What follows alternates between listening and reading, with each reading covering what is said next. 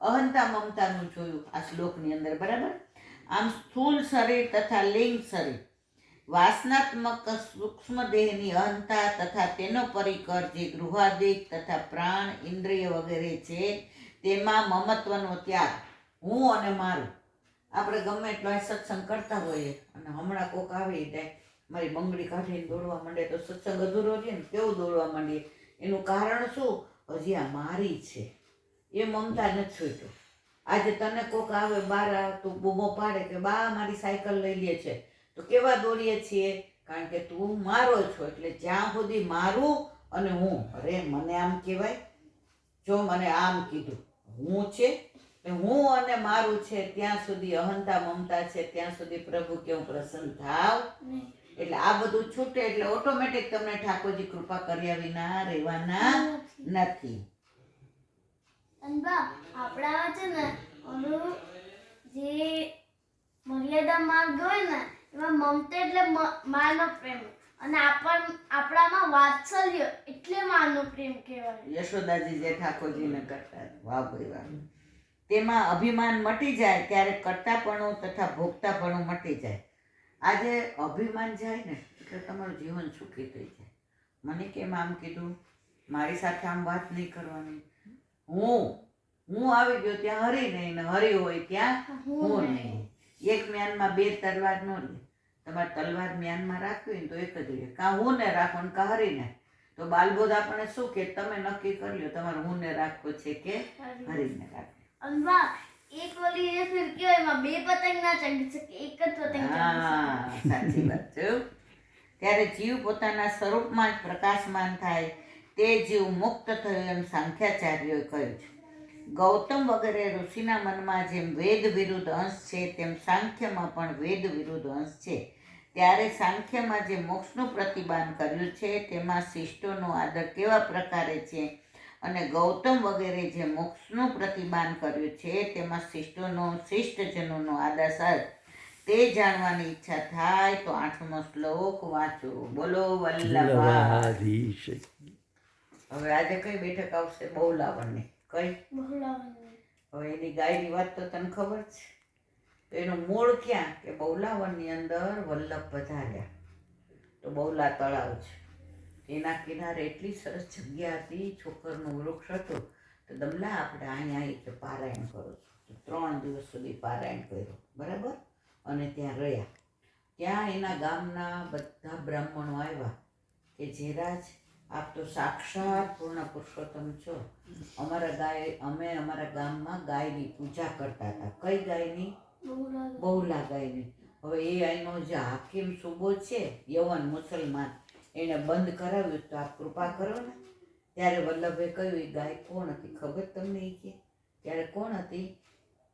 એ ગાય વનમાં બધાની સાથે ચરવા ગઈ હતી, બરાબર.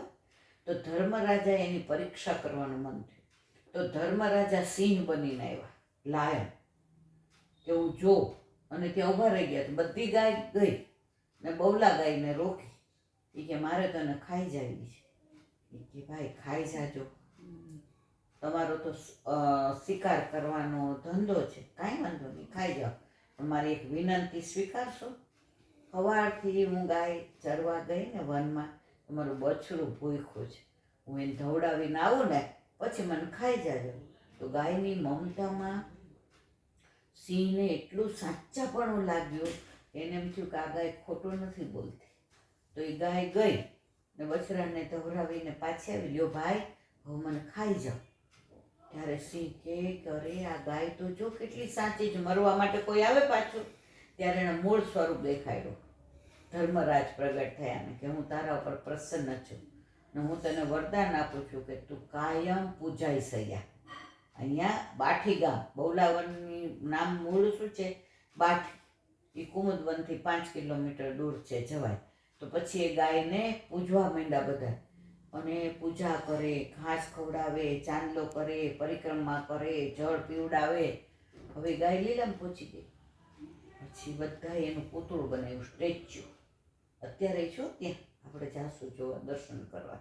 તો એ સ્ટેચ્યાને બધા પૂજા કરે, ચોખા કંકુ પરિક્રમા કરે, કારણ કે બહુલા ગાયનું એટલું સત હતું. હવે ત્યાં હા કે મેં મુસલમાન હોય ને મૂર્તિ પૂજામાં ના માને. એણે કીધું ચલો હિન્દુઓ બધા પૂજા બંધ કરી દો ગાયની, આવા સ્ટેચ્યુ બીચ્યુની પૂજા નહીં કરવાની મૂર્તિની. તો બધા દુઃખી થઈ ગયા બ્રાહ્મણો, કારણ કે ગાય તો એમનો પ્રાણ હતો. આમે જો આપણને વલ્લભે કહ્યું જ છે કે ગાયની સેવા કરવી, ગાયની પૂજા કરવી, ગૌદાન કરવું, બને તો ઘરે ગાય રાખવી, ક્યાંય ગાય હોય તો ઘાસની સેવા કરવી, કારણ કે ઠાકોરજીની ગાય કેટલી વાલી હતી. ગિરરાજ ઉઠાવ્યું તો ગાય માટે, વનમાં જાય તો ઉઘાડા ચરણે જાય તો ગાય માટે, જલ અંદરથી લાવે યમુનાજીમાંથી ગાય માટે. બધું કોના માટે ઠાકોરજી કરતા હતા? ગાય માટે.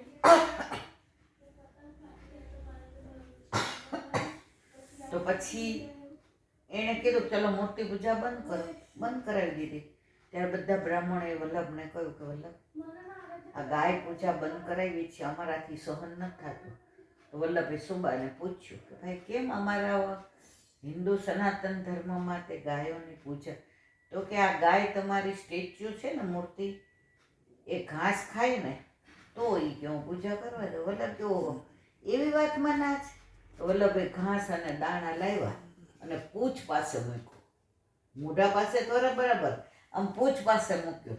તો ગાય તો આમ ફરીને ચપ ચપ ચપ ચપ ચાટવા માંડી, દાણા ને ઘાસ ખાવા માંડી. ઓલો સુબો તો એકદમ આમ છક્ક થઈ ગયો અને વલ્લભના સાક્ષાત પૂર્ણ પુરુષોત્તમના દર્શન થયા. એકદમ સાષ્ટાંગ દંડવત પ્રણામ કરીને કે મારા વાલા, આપ તો સાક્ષાત ભગવાન છો, ભલે હું યવન છું પણ આપ મને શરણે લ્યો. ત્યાર ઠાક વલ્લભે શું કર્યું ખબર? કે મારો પુત્ર થશે. હા. ગોસાઈજી શરણે.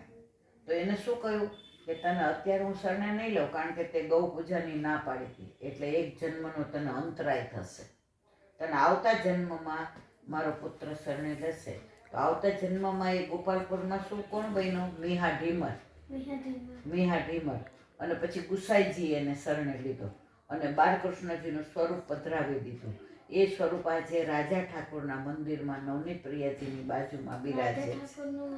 ગોકુળમાં છે બેટા. હા, અને એ ત્યાં બિરાજે છે, બરાબર. અને આપણા ઘણા બધા કીર્તન મીહા ઢીમરે લખ્યા. એની વાર્તા બહુ લાંબી જ, કલાક થાય, પછી કોક દી યાદ કરજે એટલે કહીશ, બરાબર છે. અને બીજી એની લીલા અદ્ભુત કઈ